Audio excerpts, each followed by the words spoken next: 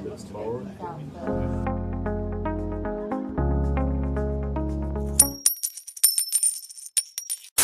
muito bem-vindo a mais um episódio do Aliança Talks, o podcast que abre espaço para histórias inspiradoras, trajetórias empreendedoras e conversas que fortalecem conexões entre os empresários e empreendedores aqui do nosso grupo. Se você ainda não segue esse canal, já clica aqui embaixo para seguir e compartilha também com aquele seu amigo empresário ou aquele seu amigo que pensa em empreender, que com certeza vão ter histórias inspiradoras para ele. Esse podcast aqui é uma iniciativa do nosso grupo de empresários. Nós nos reunimos todas as semanas justamente para poder fazer negócios entre nós. É isso mesmo, a gente troca indicações, troca referências e todo mundo cresce junto.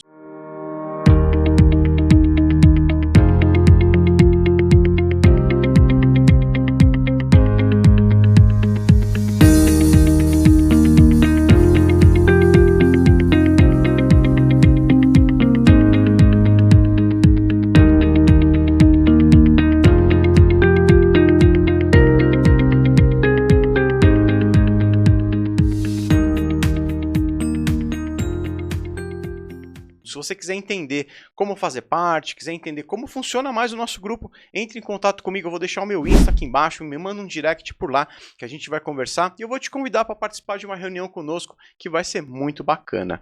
E hoje a gente vai falar aqui sobre uma das linhas mais negligenciadas e ao mesmo tempo mais relevantes dos custos de uma empresa, os planos de saúde. Será que ele está sendo tratado como uma estratégia ou apenas um custo inevitável? É isso que a gente vai descobrir hoje e é por isso que eu trouxe uma especialista aqui, a Márcia Peliquian, especialista em planos de saúde e benefícios, para ajudar a gente a entender um pouco melhor esse tema. E para começar, já vou pedir para você se apresentar, falar quem é a Márcia antes de trabalhar com corretagem, antes de trabalhar com saúde. Conta um pouquinho da Márcia, pessoa física, para nós. Bom, o CPF da Márcia é um CPF já de longa data. Eu acho que assim, eu sempre fui uma pessoa muito curiosa, muito determinada, muito até corajosa. E sempre eu me entrei de cabeça em várias coisas que eu escolhi e entendi como certo, né? Como Sim. foi entrar nesse mercado de plano de saúde. Que já faz um bom tempo. Há quanto tempo você está nesse mercado? Exato. Conta pra gente como é que foi sua entrada nesse mercado. Eu vou te contar.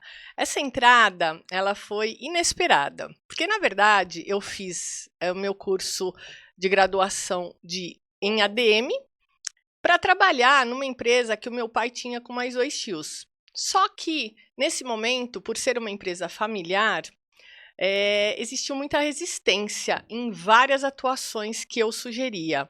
E aí eu resolvi, dentro dessa meu perfil de coragem, né, me lançar no mercado e entender o que eu podia agregar. E o seguro saúde estava muito se iniciando nessa época, que foi em 92, faz um pouquinho de tempo. E quando eu entrei para trabalhar numa seguradora, como atendimento ao cliente, isso me encantou, porque eu entendia a necessidade do cliente, eu fazia visitas, explicava o que ele tinha comprado, cuidava de resolver as autorizações dos planos, fazia visitas hospitalares, e esse contato com o cliente me encantou muito, me tocou muito. E a vontade de resolver e cuidar daquelas questões que apareciam como desafios também me chamaram muito a atenção. E aí eu entrei nesse mercado de seguros. Fantástico, muito bom. Foi uma coisa que casou ali a sua personalidade, a sua forma de ser curiosa, cuidadora, resolvedora de problemas para poder oferecer essa solução para o cliente. Acho que tudo encaixou perfeitamente, por isso que você está há tanto tempo cuidando das pessoas nesse ramo, né? É verdade, isso realmente foi um marco, porque quando você está só na parte administrativa da empresa, foi uma coisa que não me agradou, não me chamou atenção, porém, estar ao lado de pessoas, trazer esse cuidado e poder resolver questões realmente foi um marco e me encantou. Legal. E hoje em dia, uma boa parte, pela conversa que a gente teve, né, uma boa parte ali do faturamento e do negócio de vocês está envolvido em fornecer esse tipo de solução para as empresas. Então, vocês fornecem os planos de saúde para as empresas. É um negócio B2B aí, né? Sim, eu iniciei em seguradora. Então, a parte bacana é que eu trabalhei muitos anos em 2 seguradoras bem importantes e eu já estou há 25 anos na corretora como consultora, na Murolo Corretora de Seguros e Benefícios. E isso foi muito legal, porque eu, com todo esse conhecimento que eu tenho do lado da seguradora, né, me propiciou trazer soluções sob medida para os nossos clientes na corretora. Isso é fantástico. E hoje, com toda essa experiência atendendo empresas, trazendo planos de saúde, ainda existe muito desconhecimento por parte das empresas em como trabalhar essa questão? Existe. Eh, na verdade, isso é bem divisível. Por quê? Eh, tem empresas que não têm, muitas empresas ainda não possuem plano de saúde. E quando elas iniciam a contratação, sim, existe uma inexperiência e um fator de não saber nem por onde começar a Uhum. pesquisa. Né? Normalmente é uma empresa que está lidando com várias questões, né, dentro da empresa, e esse é mais um item que traz muito trabalho. Então, quando essa empresa precisa alinhar essa contratação, é importante ter um consultor especializado ao lado para que ela possa ter todo esse apoio, desde entender o que a empresa vai precisar, se ela tem uma política de benefícios ou precisa ser desenhada, a gente pode fazer em conjunto, ou redefinida se ela tem alguma coisa. Então, existe toda uma trajetória para essa contratação. Então, sim, nesse tipo de empresa, como startups ou empresas que nunca houveram, né, tiveram plano de saúde, existe uma inexperiência. Porém, empresas que são mais estruturadas, que já possuem plano de saúde e elas precisam efetivamente sempre fazer uma revisão, né, porque o mercado é muito dinâmico, essas ainda têm um ponto de partida e a gente ajusta se precisar, entendendo também o que ela tem contratado e o que pode ter de melhoria numa revisão desses planos. Perfeito, porque aí a gente tem que ter toda uma consultoria no momento de contratar e também tem a questão dos reajustes, né? Que parece que isso aí ela é diferente de um plano de saúde de pessoa física. Você tem a questão dos reajustes anuais, de acordo com o que acontece ali naquele ano. E como é que funciona isso? Tá. Bom, tem alguns formatos de reajustes, né, nos planos de saúde. A gente pode dividir em 3. O formato do reajuste anual pela apólice do plano individual, que ele é regido pela ANS, Agência de Saúde Suplementar, e ele já vem com um índice pronto, e é o menor do mercado. Porém, a gente quase não tem oferta de plano de saúde individual. Existe o reajuste do plano de saúde de pequenas e médias empresas, onde isso varia de 1 vida até 99 vidas. E aí esse reajuste ele é feito pelo mutualismo. Empresas do mesmo perfil vai se fazer uma média deste índice e trazer esse índice que, apesar de ser maior que a inflação, tudo em saúde é sempre maior que a inflação, mas ainda assim é um reajuste bem aceitável. E o reajuste de empresas acima de 100 vidas, que elas são vistas de forma sozinha, basicamente custo versus o benefício, e esse reajuste, então, tem que ter um patamar de utilização entre o que o colaborador utiliza e o que a empresa paga, para que ele seja isento ou no melhor índice possível. Aí não tem um padrão. Você pode ter um susto e você pode ter esse controle. Muito bom. E do ponto de vista do funcionário com a empresa, desse relacionamento, como é que você pode classificar a questão do plano de saúde? A empresa muitas vezes pode olhar isso como um custo ou como um investimento. Como é que as empresas veem isso e como é que vocês ajudam nesse momento da decisão? Ok. Com certeza é um investimento. Por quê? A empresa, ela entende, ela tem intenção, porque hoje já é sabido que saem várias pesquisas que o produto, né, o benefício mais bem desejado, né, mais desejado do colaborador é o plano de saúde. Então, se a empresa não coloca esse benefício, ela está se colocando como uma empresa que acha que vai resolver o problema do colaborador pontualmente. Ele tem uma consulta, a gente paga. Ele tem um exame, a gente paga. Mas quando isso esbarra numa internação ou num tratamento muito importante, isso pode destruir patrimônio até. Então, não funciona esse método. Então, a empresa entende que o plano de saúde, ela vai atender o colaborador na totalidade, vai estar sendo gerido, né, pela ANS, então tem uma cobertura completa. Então, eles entendem sim que é um investimento e o funcionário trabalhando mais focado, com mais tranquilidade, até aumenta a sua produção dentro da empresa.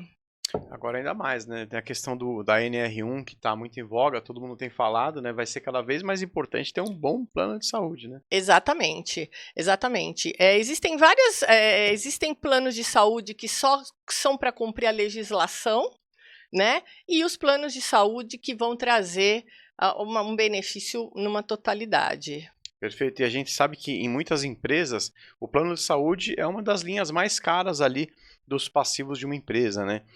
O que você poderia dizer que é o que mais encarece um plano que poderia ser mexido ou poderia ser tratado ali com uma consultoria adequada junto com a empresa? Bom, o que mais pode encarecer o plano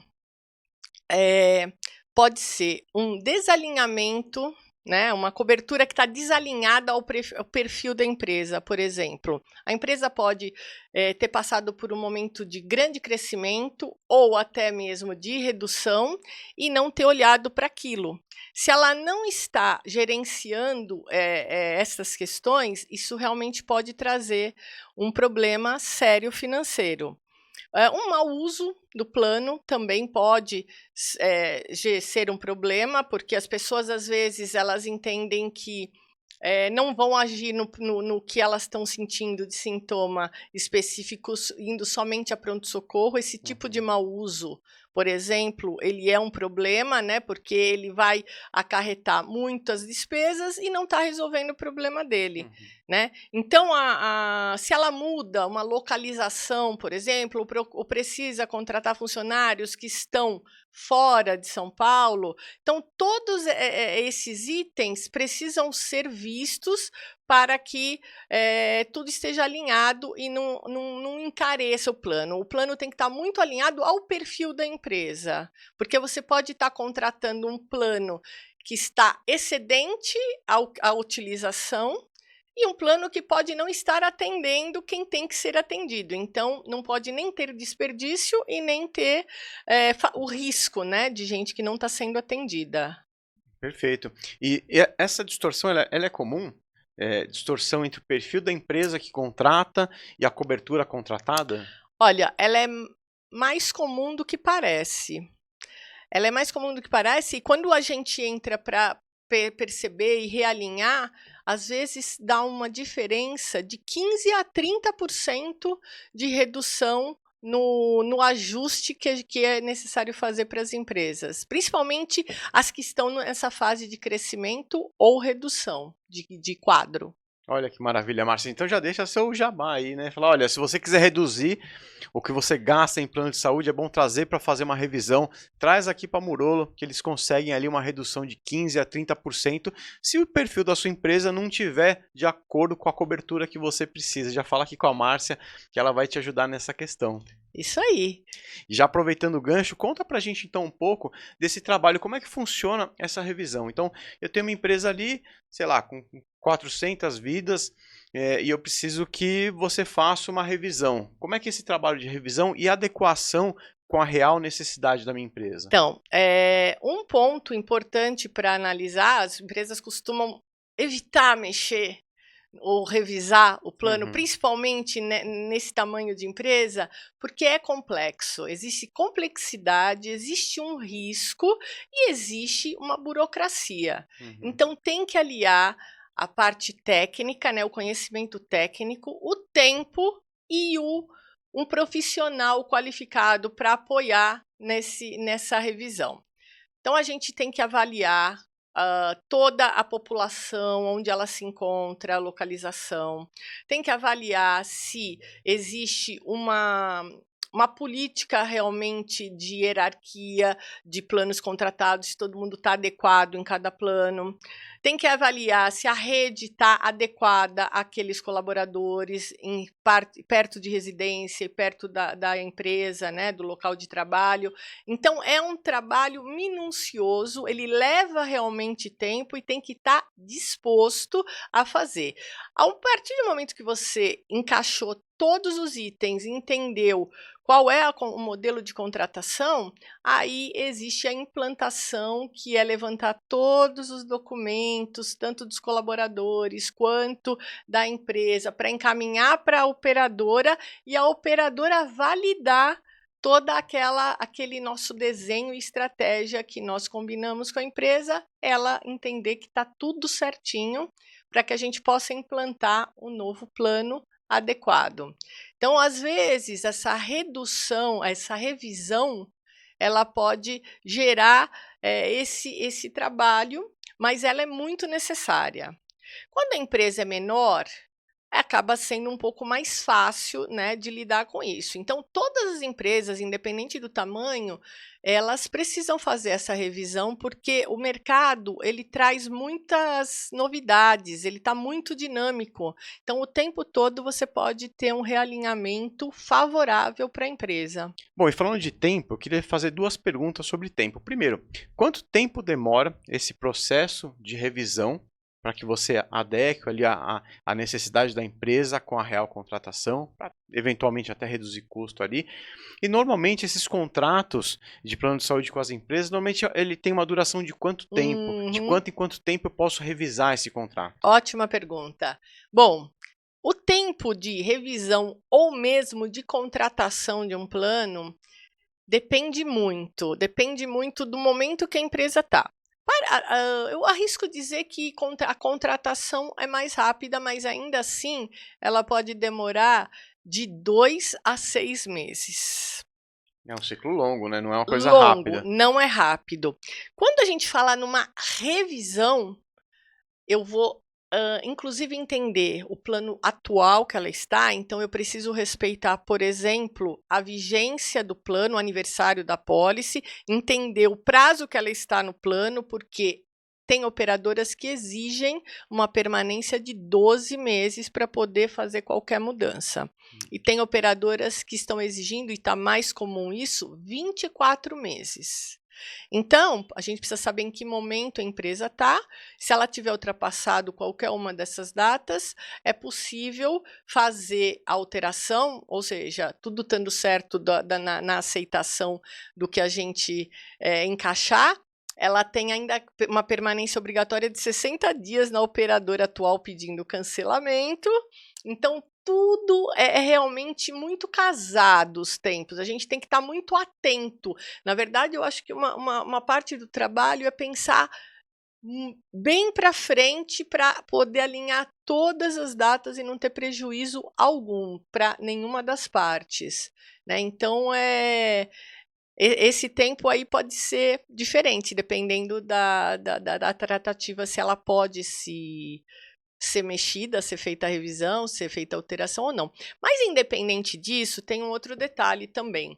Às vezes, a gente pode chegar à conclusão que a empresa está super bem dimensionada no plano que ela está com o custo adequado, está com o plano bem encaixado para os colaboradores, e aí a gente pode apenas, se a empresa não estiver tendo uma boa assessoria do corretor dela, a gente pode trazer essa empresa para que a gente administre e cuide.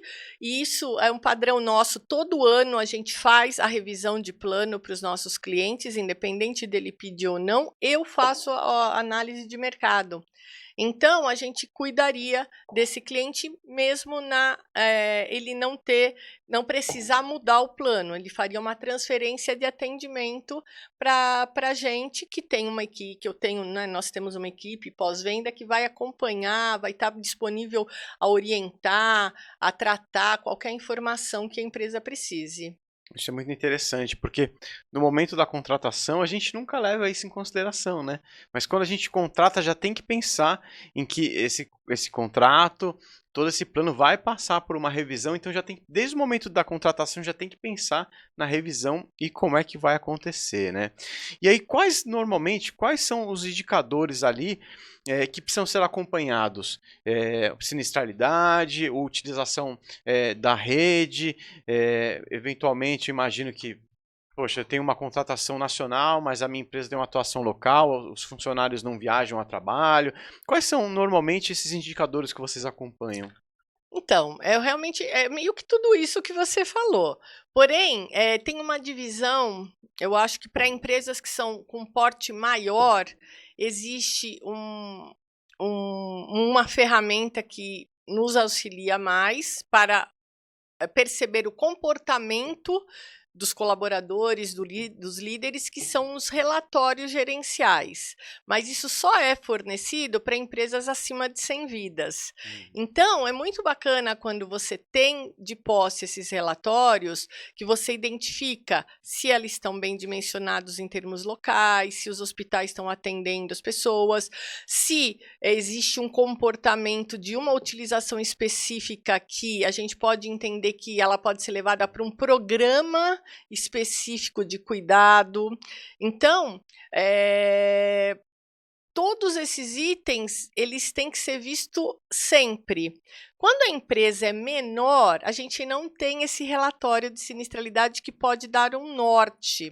Mas aí a gente depende de estar sempre em contato, sempre em comunicação com recursos humanos ou gerente financeiro, enfim, a pessoa que está cuidando do plano de saúde, para que ele nos informe ou nós mesmos perguntamos, porque ele vai estar atribulado com outras questões, então a gente questiona se está tudo bem, se ele está precisando de alguma coisa, se ele identificou algum comportamento diferente, porque isso acaba chegando. O saúde tem essa particularidade, as pessoas elas precisam da troca da informação, ou às vezes alguma autorização, ela pergunta como ela vai fazer, então chega para o gestor que tá cuidando do plano de saúde algumas questões. Isso é bem importante, porque a gente consegue passar uma orientação e fazer um acompanhamento mais pontual.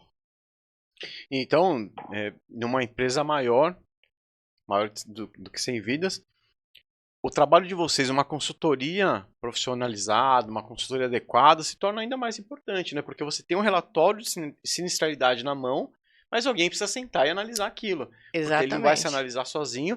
E imagino que o CFO não vai ter tempo de analisar isso, porque ele deve ter milhares de coisas para fazer, é um relatório a mais e ninguém quer colocar o dedo ali, né? Exatamente, isso é super importante. Nós analisamos junto com a RH, mas a gente leva bem mastigado, já com os pontos de atenção para ele somente validar, né? E a gente poder atuar, porque com tudo isso em mãos, é possível fazer correções durante a vigência do contrato, né? Sem que precise o tempo todo pensar numa troca, enfim, isso é uma dinâmica bem interessante mesmo. Muito bom. E aí isso leva, falei do pessoal do financeiro, CFO, você falou também do gerente financeiro ali. E imagino que dentro de uma empresa tenha sempre ali um embate do financeiro com o RH, né? O RH, claro, querendo cuidar dos funcionários da melhor forma possível, trazer benefícios, e muitas vezes o financeiro quer cortar custo, porque para ele, muitas vezes aquilo ali é uma linha só a mais, que ele não Ele consegue vê como enxergar gasto, às a vezes. validade toda daquilo, né? É. Então, você que vê o embate o tempo todo dessas duas áreas, como é que vocês trabalham nessa questão e o que que você vê? Olha, é assim. É bem como você falou também. O RH, ele está o tempo todo com a visão de cuidar. Porém, como já é uma dinâmica, né, isso está cada vez mais forte, a questão de você saber gerenciar o que você tem, que o RH também fica atento nessas utilizações. Então, ele consegue muitas vezes combater algum mau uso com uma informação, com uma educação naquele trato. E realmente ele não quer nem perder, que o funcionário perca o plano, e nem reduzir o que tem, né? Então ele briga de fato pelo colaborador e para ele manter aquele benefício. E o gerente financeiro, que está o tempo todo ali olhando o limite do caixa, né, o limite financeiro da empresa, ele consegue, a partir do momento que os dois estão bem alinhados e a empresa entra num patamar de equilíbrio de sinistralidade, esses aumentos são bem suavizados. A gente evita o desperdício, o aumento fica suavizado e é possível fazer uma projeção, uma programação de caixa. Então, existe, aí todo mundo fica contente, né? Então, tem que ter esse jogo, essa balização e esse suporte do relatório traz muito a argumentação para isso. Porque, às vezes, o gerente financeiro está ali de olho, mas quando vem um comunicado de aumento, quem estressa mais é o CFO, o CEO, né, o presidente da empresa. E muitas vezes ele não entende realmente esse mecanismo, mas se você está embasado, se esse relatório está bem feito, você avaliou, entendeu e está atuando, é possível argumentar e suavizar realmente esse impacto. E aí, mais uma vez, entra a Murolo ali, podendo intermediar entre essas duas áreas, né?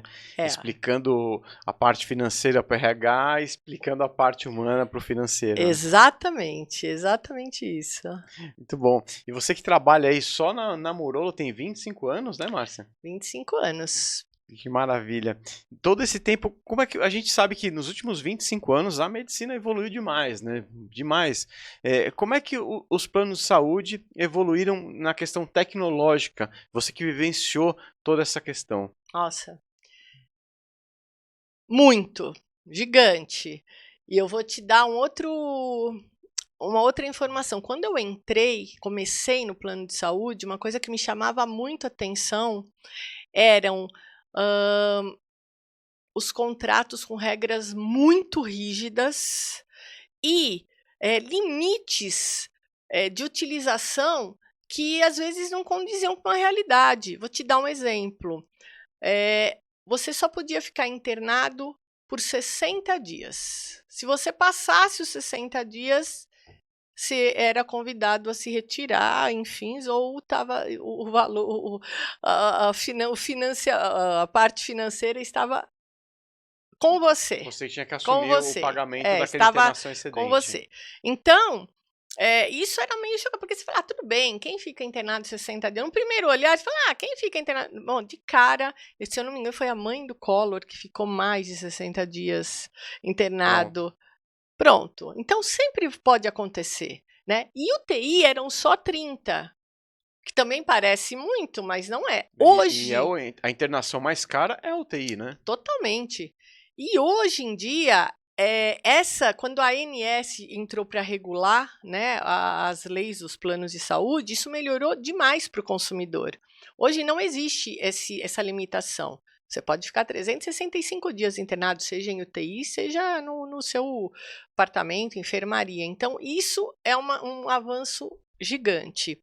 E a tecnologia, ela só vai melhorando, porque hoje eu consigo medir os riscos que aquela empresa pode ter, o comportamento daqueles colaboradores. Então, esses relatórios gerenciais, cada vez eles são mais completos e complexos para que a gente possa trazer a informação mais coerente. Até a telemedicina hoje, ela tem um viés feito pela IA na parte tecnológica.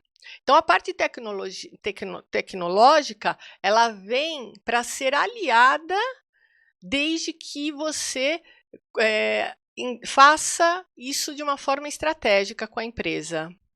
Só aí a gente já teve várias reduções que você contou, né? A questão da telemedicina.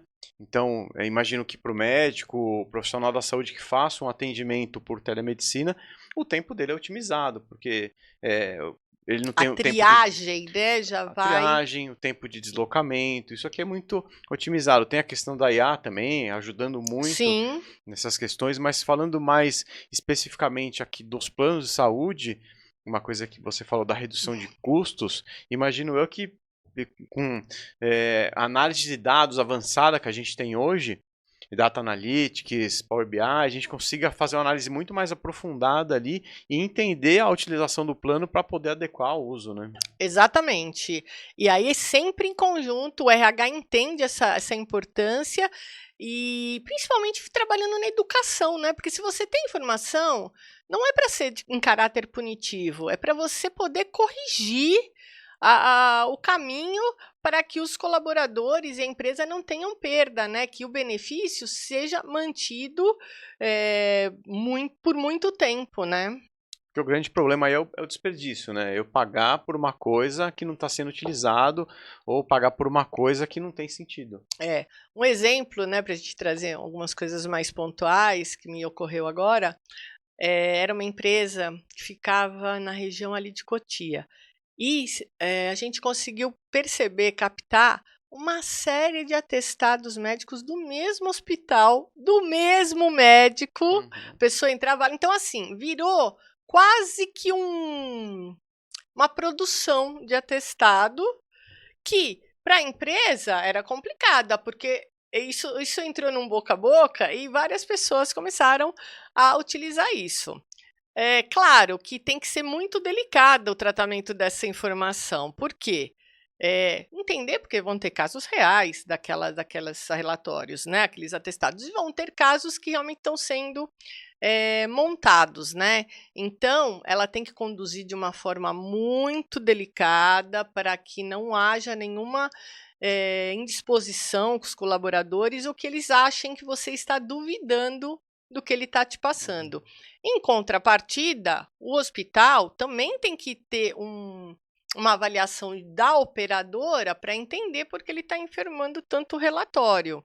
Então, tem que ser um trabalho muito casado, muito delicado. Não, às vezes não é um trabalho rápido na educação, mas a gente combateu com palestras, a gente acabou fazendo várias reuniões para informar, mostrar que isso aparece, que existe uma tensão. Então, as pessoas que eventualmente não estavam fazendo de uma forma tão correta, elas já Conscientização, né? se conscientizam e já param com a questão de realizar isso. E quem não tinha nada, né, nenhum problema aparente, ela vai continuar usando de uma forma coerente, né? Interessante. Você até falou no começo da nossa conversa na questão da má utilização, né? Então, alguns funcionários, alguns colaboradores que não utilizam da melhor forma possível e acaba encarecendo. E uma curiosidade que me surge aqui, você falando desse monte de atestado, a primeira coisa que me veio na cabeça é a questão das fraudes. E isso acaba encarecendo e talvez o funcionário nem tenha consciência de que toda vez que ele faz isso, toda vez que ele tem uma má utilização, aquilo pode impactar para ele mesmo, porque vai encarecer o plano e aí, eventualmente, a empresa vai ter que cortar aquilo, vai ter que diminuir o plano, vai ter que fazer algum ajuste e vai acabar prejudicando o próprio funcionário que utiliza mal aquele plano. Exatamente. Quando a ideia de fazer a parte de educação, de orientação, é exatamente essa, porque às vezes a pessoa acha que não tem nenhuma responsabilidade com aquela utilização. E essa utilização, ela vai chegar, a conta chega. Tanto que hoje em dia houve muita mudança, inclusive nesse aspecto de reembolsos ou de autorização de alguns procedimentos por parte da operadora por conta de abuso de utilização de fato, né? Então, quando chega nesse aspecto, o colaborador ele está sendo informado para que nada mude, ele se mantenha o plano como é interesse do RH. Ainda assim, se isso persistir, existem outras ferramentas que vão ser incorporadas. Se a empresa não tem, por exemplo, a ferramenta da coparticipação, que é o funcionário também contribuir em toda vez que ele usa, a empresa pode colocar para coibir. Então, uma vez que mexe no bolso do colaborador também, ele vai realmente usar na real necessidade, né? Então, existem formatos que a gente vai estabelecendo para que a empresa não prejudique os colaboradores que agem de uma forma tranquila, né? Essa pode ser uma estratégia bem interessante, né? Se o funcionário tiver que desembolsar alguma coisa toda vez que ele excede algum limite ali, ele não vai utilizar demais, vai utilizar quando realmente for necessário, né? Exato. Contanto que seja alguma coisa que não seja tão onerosa também, porque senão não faz sentido, deixa de ser um benefício, né? Não é oneroso, o limite é bem justo, é bem honesto. Cada utilização tem o seu limite próprio, né? Porém, por menos que seja, né, você tirou R$5, R$10, né, que mexeu no bolso daquele colaborador ou de qualquer um, a pessoa realmente ela vai ter uma percepção diferente na utilização. Perfeito. Já vamos aproveitar esse gancho aqui. Já explica pra gente como é que funciona essa questão da coparticipação com os planos empresariais. Hoje em dia, uma mudança também que está havendo. Quando a gente fala de planos empresariais acima de 100 vidas, é possível fazer um desenho específico para aquela empresa, no sentido de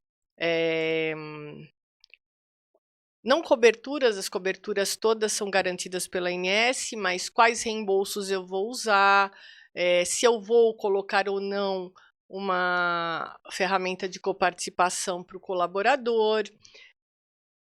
Então, esse desenho ele pode ser de 20%, limitado a 10, 20, R$30, por exemplo, uma consulta, ou 30% com a mesma limitação. Então, você desenha esse programa para que fique de acordo e condizente com a empresa. Posso alinhar de ter a coparticipação em todos os procedimentos, consultas, exames, internação e terapias.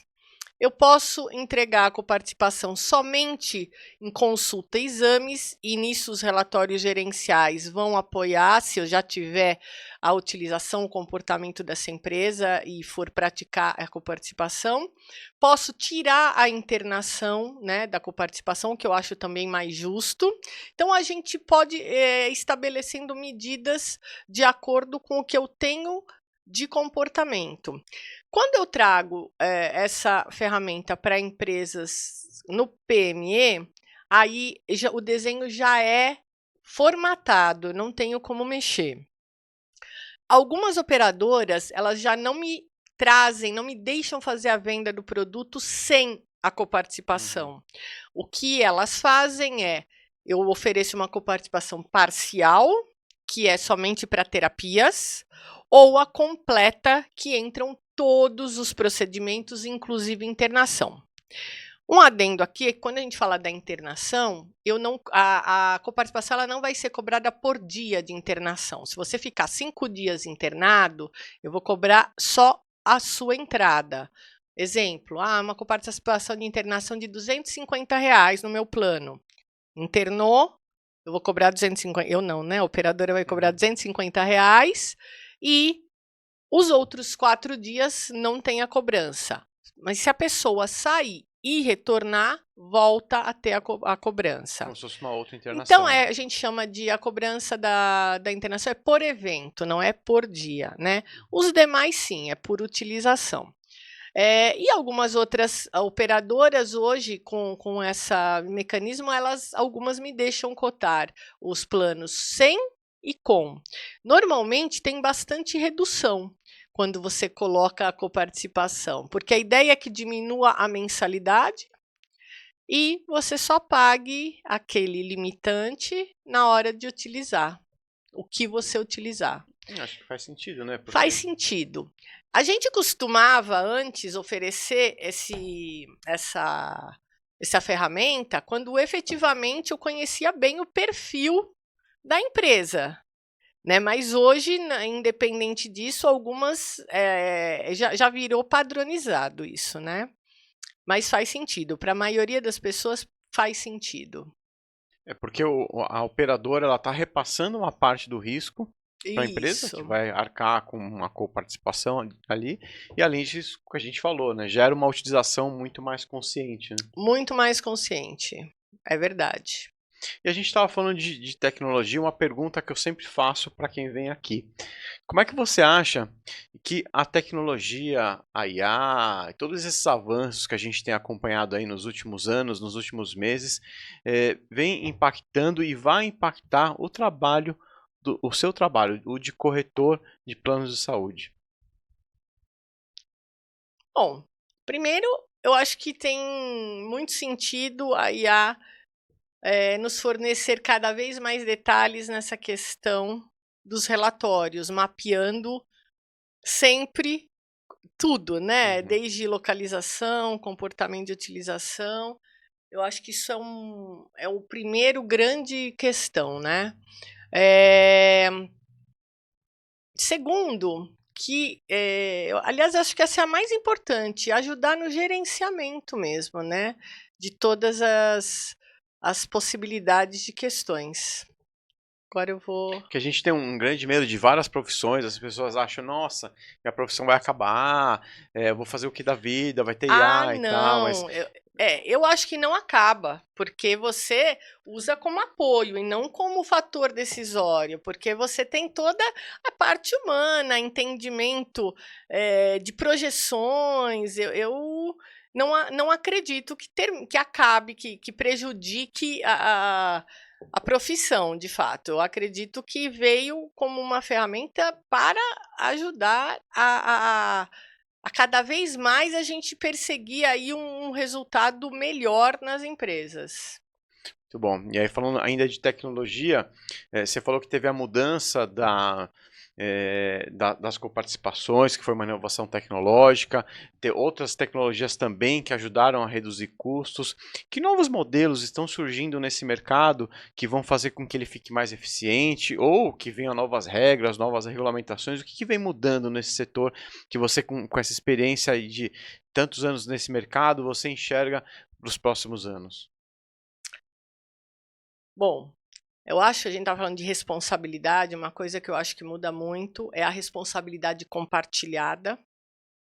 Então, cada vez mais com essa possibilidade de tantas informações que a gente tem, trazer o cliente para ser responsável junto. A coparticipação é uma ferramenta que acaba dando uma responsabilidade para a empresa, mas, fora isso, outros aspectos. Exemplo, eu sou uma empresa de 400 vidas e eu quero colocar no meu contrato determinada cláusula, sei lá, de atendimento fora do Brasil, vou chutar aqui. A operadora não tem isso tão esclarecido. Ela fala, olha, eu não conheço esse risco, não sei, não acredito que seja uma boa ideia. Não, mas eu quero. Tudo bem, então nós vamos entrar junto aqui na sua ideia. Então vamos compartilhar. Se isso der um prejuízo de X, é compartilhado. Se der lucro também vai ser compartilhado. Então, essa responsabilidade compartilhada eu acho que é uma mudança que está para acontecer, né? E eu acho que é uma das mais impactantes assim. Entre as operadoras, o corretor e a empresa. Exatamente, exatamente. Trabalhando todo mundo com uma cadeia e todo mundo ali. Eu acho que antes o corretor talvez trabalha só como uma ponte, né? E agora cada vez mais ele se envolve, assim como a empresa. Exatamente. E a operadora, todo mundo junto para prover a solução para o funcionário. E uma coisa eu acho que não vai caber mais é não ter um gerenciamento ativo. A ausência do gerenciamento, ela não vai caber mais, ela precisa acontecer. Você tem algum caso, alguma coisa que vem acontecendo lá com vocês do impacto dessa falta de gerenciamento na empresa ou na solução provida pelo operador ou por vocês? Na falta do Exato. gerenciamento, sim, a falta de gerenciamento, ela traz um aumento, um reajuste que é completamente fora. Mas isso acontece, essa falta de gerenciamento, é importante também fazer essa divisão. Quando a empresa tem um porte maior, dificilmente vai ter, porque se o cliente não olhar, eu vou estar olhando. Mas se ele não olhar antes de me conhecer, ele não olha e não tem ninguém olhando para ele, realmente ele vai se prejudicar, porque ele vai ver a empresa com algum vazamento que ele não identificou, não olhou para aquilo, e aquilo é silencioso. Ela vai minando, vai aumentando, torna-se um custo importante, e aí, para a correção, fica muito mais complicado. Claro, e isso impacta diretamente o crescimento da empresa, né? Porque gasto na veia. Diretamente, exatamente. Para empresas que são menores de 100 vidas e que aí não tem o formato quem tem esse relatório é a operadora, mas ela não disponibiliza, então a gente não tem acesso para empresas menores de 100 vidas. Cluster, né? Isso. Então, é importante aí o gerenciamento próximo ao RH, a gente juntamente estar ali atento, porque se ele também não percebe que a empresa está aumentando, não percebe que alguém está utilizando de uma forma estranha, não compartilha isso conosco, aí também é um prejuízo de poder realmente impactar num problema sério até interno, porque para efeito de reajuste, como ela está dentro do PME, acaba não sofrendo tanto o impacto do aumento, mas ela pode sofrer internamente um problema mais sério. Muito bom. A gente já está caminhando aqui para o final do nosso episódio, mas eu queria fazer algumas perguntas finais para você. Primeiro, eu queria que você deixasse aqui algumas dicas, algumas orientações para quem vai contratar esse plano, para quem está no momento de negociação, para quem está no momento de renovação, principalmente para aquele cliente que ainda não é cliente de vocês, claro. A melhor solução aqui é vir falar contigo, mas o que você pode dizer de dica prática para a pessoa que está negociando esse contrato nesse momento? Que ela aborde todos os pontos importantes, né? A pessoa que vai contratar o plano, ela tem que estar muito ancorada tecnicamente, ela precisa estar com a política de benefícios bem alinhada, para que ela consiga avaliar as propostas condizentes ao que ela precisa, o perfil dela, para que essa implantação ocorra de uma forma fluida, né, sem nenhuma trava. Ou seja, tem uma lição de casa a ser feita, né? Antes de contratar, eu preciso entender muito bem o que eu preciso. Você né? precisa entender, não dá para ser jogado uma informação. São muitos detalhes que a gente tem que pesquisar antes para poder oferecer realmente o perfil adequado de plano para aquela empresa. Muito bom. E o que você diria para aquele profissional que está começando a jornada agora? Quais são as dicas para ser bem sucedido nesse ramo? Não venda plano.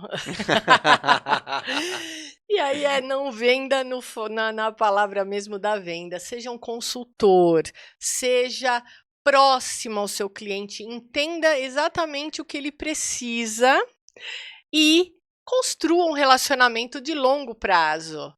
Porque o que acontece muito é a venda. Infelizmente, temos muitos corretores, muitas plataformas que alocam corretores, né, que não são tão especializados somente para fazer a venda. E a hora que o cliente precisa, ele nem sabe mais com quem ele falou. Então, seja consultivo. e estabeleça uma relação de longo prazo com aquele cliente. Muito bom, legal. É o que... Não, perfeito. A gente já está finalizando aqui. Eu gostaria de pedir para você deixar as suas redes sociais, deixar os seus contatos. Como é que alguém pode entrar em contato contigo? O Insta seu, o Insta da Murolo, quiser deixar algum telefone. Ah, eu quero. Bom, o Instagram da Murolo é murolocorretora.oficial. Gostaria também que vocês pudessem me seguir, que é Márcia Piliquian. O site também, né? O site da Murolo é www.murolo Corretora de Seguros. E o que mais? E eu aguardo vocês com muito prazer para tomar um café. Nós temos o escritório que fica na Avenida Angélica 321. Seriam muito bem recebidos. Se quiser nos conhecer a estrutura da corretora, da nossa equipe, vai ser um prazer enorme. Muito bom. E eu vou deixar aqui embaixo também o meu @Leo Alves. Pode me seguir lá, pode entrar em contato comigo, se você precisar dos contatos da Márcia, pode me chamar que eu passo também. E se você quiser participar do nosso grupo de negócios, também me manda uma mensagem que eu vou te orientar como participar. Que conversa boa, né? Muito bem, sempre é muito bom. Muito bom. E eu tenho certeza de que você que ouviu até aqui gostou de conhecer não só a profissional, mas também essa pessoa, visão de negócios e atuação. Márcia, muito obrigado por compartilhar conosco o seu tempo, a sua experiência e suas histórias. Com certeza você que ouviu aprendeu bastante. Bom, e para você que acompanhou esse episódio aqui do Aliança Talks, fica o convite para seguir a nossa página aqui, continuar valorizando os nossos empresários e empreendedores, que com certeza eles vão fazer diferença aí na sua vida. Muito obrigado, até o próximo episódio. Muito obrigada, até.